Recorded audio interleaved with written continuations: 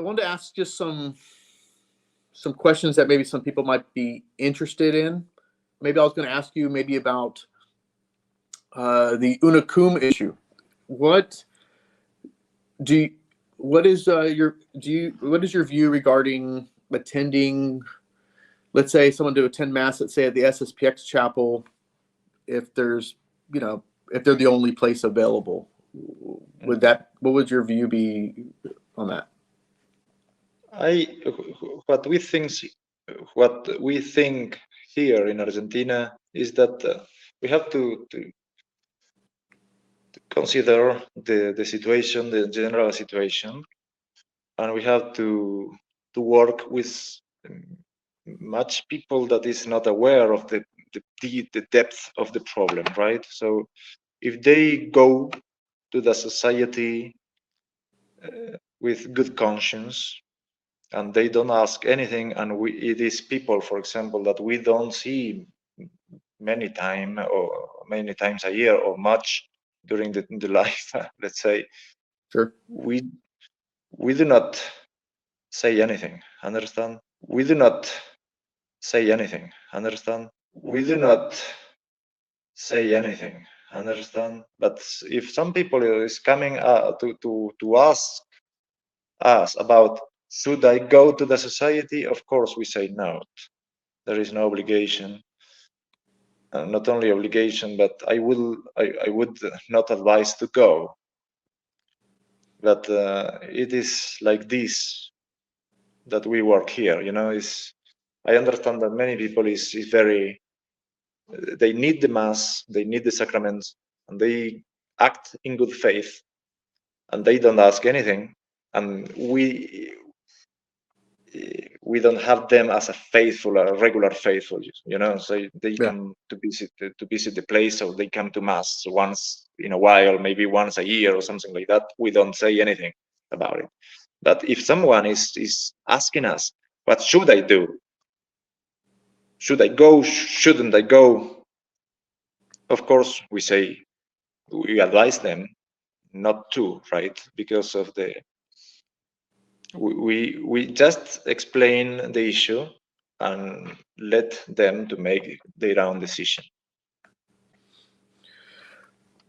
What would you say would be the main reason you would advise somebody, if they would ask you, can I go to the society chapel, and you say no? What would be the, if they ask why, well, how come or why, what would be your answer?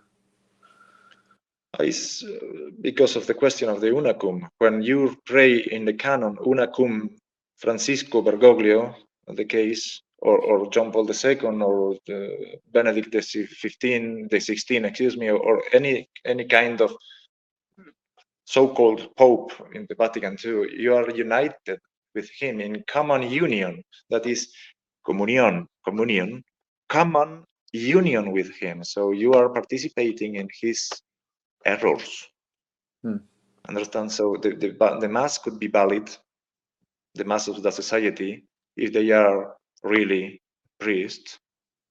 They are valid priests, and they celebrate validly mass. But my point is, even saving the good conscience of the priests, are these masses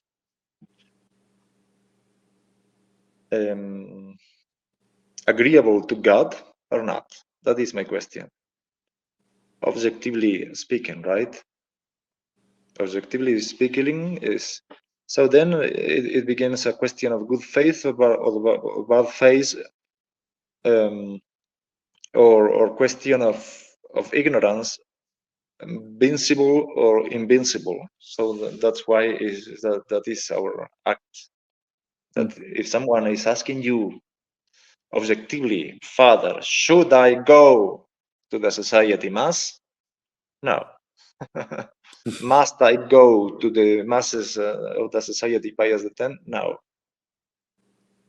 But if you are going, and I am not an authority to you, and you come just to my place once in a while, because you are here in in the area for vacation or holidays, I don't say anything, because it's something that could be a good, a big.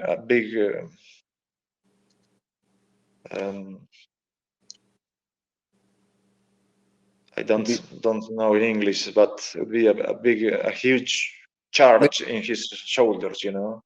Yeah. That something that you need time to explain the whole issue. So it's not just a conversation outside the church, right? Outside the after mass.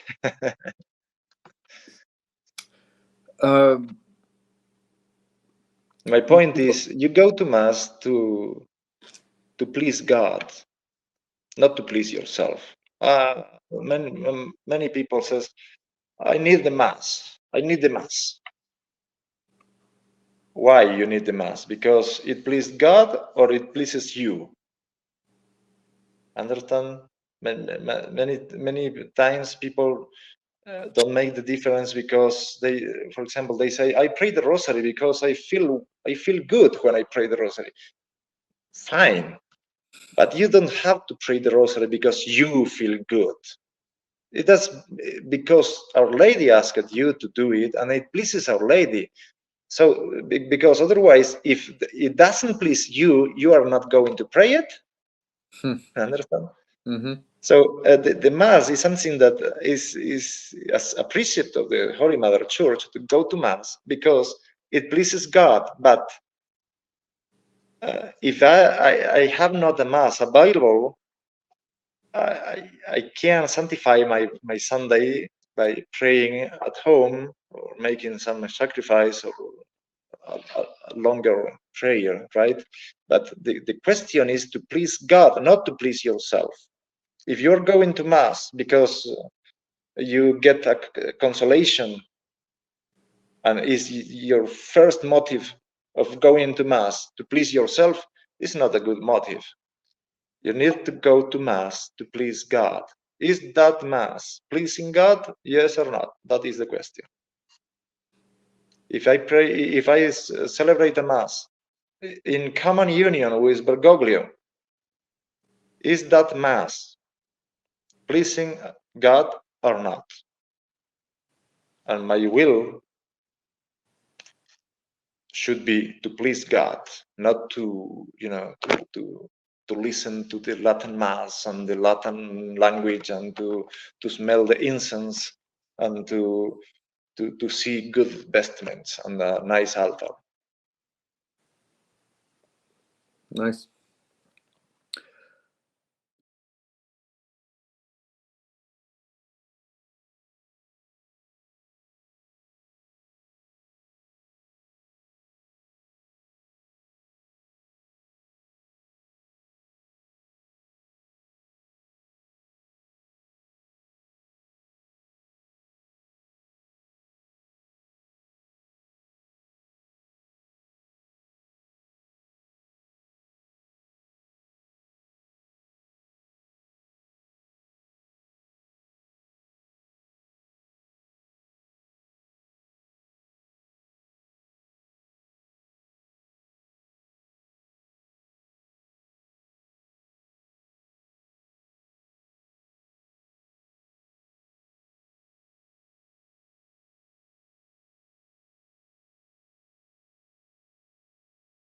One announcement, then I'd just like to mention something else. For those that are being confirmed, the confirmation robes are in the library. If you could try it on, and then if it doesn't fit, then let me know, either now or at 1 o'clock when we have the practice. Something came to my attention. A number of people contacted me this week, and then there was an article condemning the Congregation of Mary Immaculate Queen. So I just wanted to explain it. And it was more than one person, so I said, okay, let me explain it. First of all, it's very important that we stay, especially in these times, that we follow church law and that we stay balanced. We don't go to one extreme where we're too strict or we're too lax, that we just follow what the church teaches. And I don't know if you've ever read this book. It's by Patrick Henry Omler. He's passed away, but he wrote this in the late 1960s, and it was a classic because it led millions of people away from the new church to realize that the English Mass the new Mass was invalid. But I remember offering Mass in Australia. I went there twice, and then met with him, and he was talking about theologians on the internet, and he said somebody that he knew, he asked him a week before, what is the sacrament? So for those who are being confirmed, you have to know this, okay? What is a sacrament? A sacrament is an outward sign instituted by Christ to give grace. And then there's 7 sacraments: confirmation is one, baptism, Holy Eucharist, penance, etc. So anyway, so we asked this person, what is a sacrament? And he didn't know. And then the next week, he's a theologian on the internet, a great theologian. He didn't even know what a sacrament was. So there's an issue about the words in the Mass. Now, there have been 3 periods of time when there were several years without a pope. So after the death of Pope Marcellinus, there was a vacancy of 3 years, 7 months. And that was in 304 to 308. After the death of Pope Clement IV, there was a vacancy of 2 years and 9 months. And that was in 1268 to 1271. After the death of Pope Nicholas IV, there was a vacancy of almost 2 years and 4 months, from 1292 to 1294.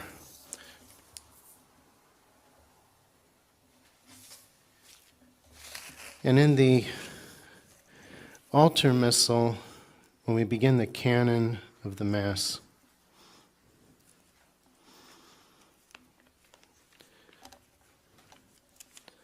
the very first prayer, the priest prays, Unakum famulo tuo Papa Nostra. And what that means is, Unakum is together with or one with thy servant, our Pope. And then you list the name of the Pope. And then in the front of the altar missal, in the Roman numerals, small Roman numeral 38, it says what to do. It says, where it says, Unakum famulo tuo Papa Nostra, and then the letter N, you list the name of the Pope. You speak the name of the Pope. But when the chair is vacant, then these words are omitted. So, and then it's interesting, you list the name without the number of the reigning Pope, and then you bow your head slightly toward the missal by pronouncing the name. It says, if the Holy See be vacant, he omits the word Unakum, etc. So, as traditional Catholics, I believe that the chair of Peter is vacant, but there's a number of traditional Catholics that aren't sure, they just don't know what. But they know Vatican II is heretical, the new Mass is wrong, and they just want to be Catholics. So I've never required anybody coming to church here to reject Francis or these false popes. And then I've never refused the sacraments or said it's a mortal sin if you don't believe what I believe. It's confusing. So, but it has become an issue. And then I said I got this. These number of people contacted me, and there have been a number of priests that say it's a mortal sin if you attend a Mass and the priest says the words Unakum Papa Nostra, and then they put Francis's name. And St. Augustine wisely said, what those sins are that exclude from the kingdom of God, in other words, mortal sins, is most difficult to determine and most dangerous to assign. Yet he spoke of certain crimes, such as adultery, as obviously mortal. St. Raymond of Pennafort speaks in the same sense. Be not too prone to judge sins to be mortal when you have not the fullest evidence. St. Thomas Aquinas, it's dangerous to decide what sins are mortal unless we have positive teaching to guide us. So what has happened is there's some people who are rigorous in it, and this person who was condemning the Congregation of Mary Immaculate Queen said if somebody, there were too lax on this issue, and that if you don't say it's a mortal sin, if a priest says this and deny people the sacraments, if they go to a Unakum Mass, then there's something wrong. So, but I think that's extreme. So I believe heresy separates us from the Catholic Church, but there's some places, times where people don't have an opportunity to go to a sedevacantist priest, so they need the Mass and the sacraments. Now, just real quickly explain what the laws of the Church are. For one example, as I said, I flew to Perth, Western Australia, and they pronounce it Path. There's no R's, like shock, not shark, it's a shock, so it's Path. But anyway, I went to Perth several times, and I'm thinking, wow, this is a long way. The flight from Los Angeles to Auckland, not Auckland, to Sydney is the longest flight in the world. And then it's another 5 hours or so to get to the other side of Australia, Perth. So I'm thinking, is there no other priest available? But what happened is maybe every 3 months, a priest in the United States would offer Mass for these good Catholics. But there was another Latin Mass. It was a valid priest, and he offered the Mass in Unakum. So Father Stepanek wrote I knew him in Ohio. He was a Franciscan priest, a doctor of sacred theology, and a very holy priest who didn't go along with Vatican II.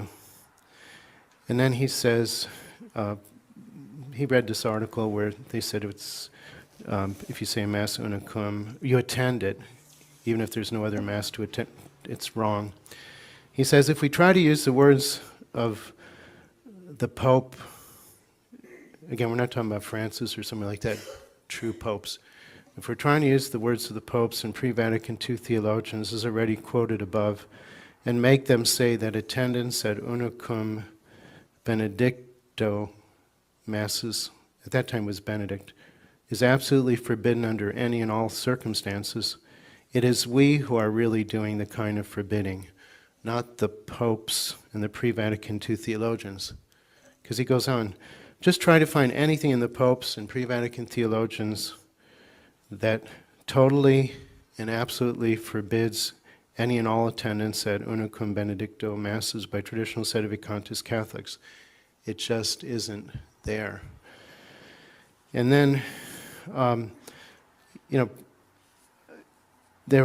don't know of any older traditional clergy that we've ever worked with. Bishop Gerard de Laurier in France, Bishop McKenna, who ordained me, Bishop Carmona from Mexico, Father Stepanek, Father Oswald Baker, etc., who taught that it's a mortal sin for sedevacantists to attend the Unakum Masses.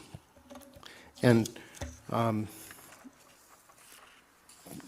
bishop wrote a little thing to explain this. He said, although the Congregation of Mary Immaculate Queen does not accept Francis as a legitimate successor of St. Peter, it does not consider such traditional priests who offer the Unakum Masses as schismatic. For example, the Society of Pius X, if they're a validly ordained priest. And then, for if such priests were schismatic in the canonical sense of the word, then they would be required upon their recognition of the vacancy of the apostolic see to abjure their error and be received back in the church. Nevertheless, it has never been the practice of any traditional bishop or priest to require this abjuration of error of any priest who at one time mistakenly recognized Francis as a true pope. So again, I remember speaking to a very good priest, an older priest, and he was saying that at that time John Paul II was the worst pope. He was a rat. He was the second worst pope in history, and then Paul VI was the worst. And he was saying that Luther, John Paul II was saying that Luther was a great theologian, but he just could not make the break and say that he's not the Pope. And it's confusing. And I remember talking, another priest I spoke to, he said he was going to pray for the Pope that he's converted and becomes a Catholic again. Very confusing. This does not mean that the Congregation of Mary Magdalene Queen in any way endorses a theological contradiction of those priests who maintain that Francis is the true Pope. Lastly, we exhort the faithful to use great discretion when they approach such priests for the sacraments. This is especially true in regard to their children, who may be confused by their erroneous opinions on the papacy and on the infallibility of the Church. So in other words, if they walk in the church and they got a picture of Francis, then it's confusing and then they say he's a heretic. And so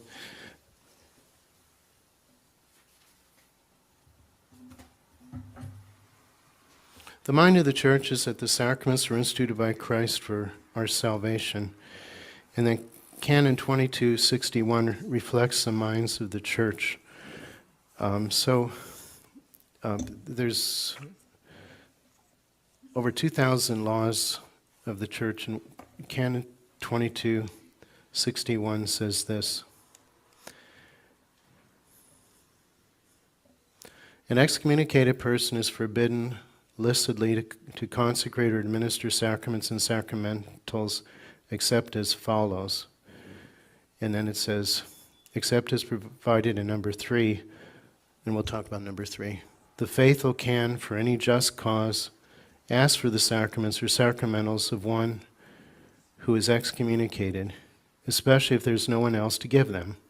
And in such cases, the excommunicated person so asked may administer them and is not obliged to ask the reason for the request. So, if the Church says, and the Church allows, if the faithful need to receive the sacraments, let's say go to confession and there's no one else available except an excommunicated person, that in such cases they may administer the sacraments, the person may receive them, and the excommunicated person is not obliged to ask the reason for the request. But from an excommunicated vitandus, in other words, someone who's declared excommunicated, or one for whom there's a declaratory condemnatory sentence, the faithful may only do so in danger of death, ask for sacramental absolution. So what, as I was saying, it's the mind of the Church. The sacraments were instituted by Christ for our salvation. And if the Church, if someone has nowhere else to go, there's no other valid priest, there's no other valid sacraments, then they could go to a priest even though he's confused about the situation. And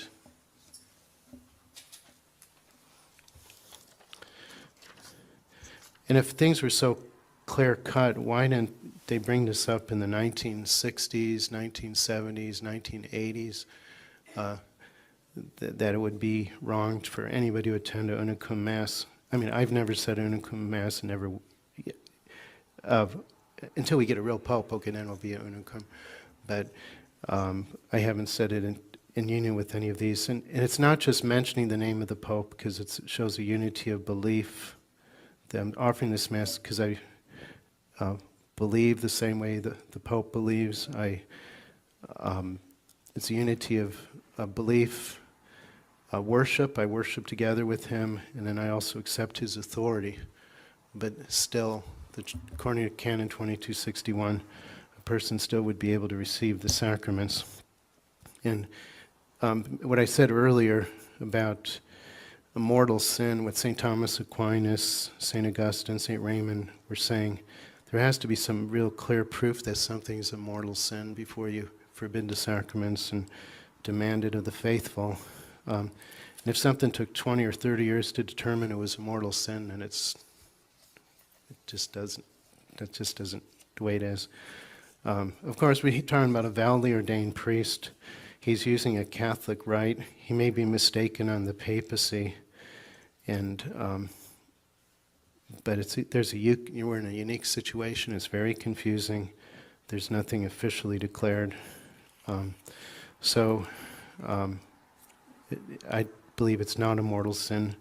If there's no one else available, they shouldn't be denied the sacraments. And the supreme law is the salvation of souls. So basically what the bishop was saying is he doesn't recommend people to go to an Unakum Mass. He doesn't forbid it, because the church law doesn't forbid it. But you have to take necessary safeguards. And then based on the teaching of St. Augustine, St. Raymond, and St. Thomas, unless there's clear proof that something is a serious matter, a mortal sin, we should not demand it of the faithful. Furthermore, if this matter were so clear and obvious, why did the older clergy never hold this position?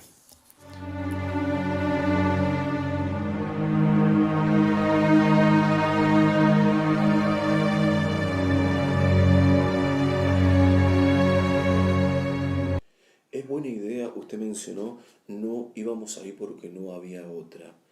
¿Es buena idea ir a donde no es completamente católica? Quando não há outra parte sem involucrarse. Os sedvacantistas são unidos? Ou há divergências entre eles? Como ficam os fiéis que participam da missa tradicional, mas o padre que celebra aceita Francisco como pontífice? A missão Unakum, né? Missão Unakum. Esse que responderam aqui embaixo. Aqui. Mas uma pessoa de convicção realmente católica, que não aceite o Vaticano II, que não aceite os papas, falsos papas, de Roncalli a Bergoglio, de João XXIII a Francisco. Ela não pode assistir uma missão, né? Ela participa daquele sacrifício, e é o sacrifício imaculado. Maculado, não imaculado, maculado, que tem máculas. Ela está em união. Veja, a missa Unakum é uma coisa boa, porque a igreja manda isso, tá? Nós devemos rezar com o Papa, porque rezando com o Papa, nós rezamos pelas intenções do Papa, quem reza com o Papa, etc. Agora, se no lugar do Papa eu tenho um ímpio que reza com Buda, que reza com Maomé, que reza com Shiva, que reza com um monte de porcaria, rezando com ele, eu estou em comunhão com aqueles que estão em comunhão com ele, de maneira indireta. Passando por Bergoglio, eu chego a Maomé, a Shiva, a Buda, Lutero, a todas essas coisas assim. Então, ele está ali na igreja, presente, escuta o Ata Fratres, está ali participando, reza, está participando do sacrifício junto com Francisco. E é uma coisa absurda, horrível. Vai ocorrer um sacrilégio dos piores que há, etc. Mas vai. Vai ocorrer um sacrilégio dos piores que há, etc. Mas vai. Ah, não, eu vou na missa negra, vai. A comunhão é de verdade mesmo.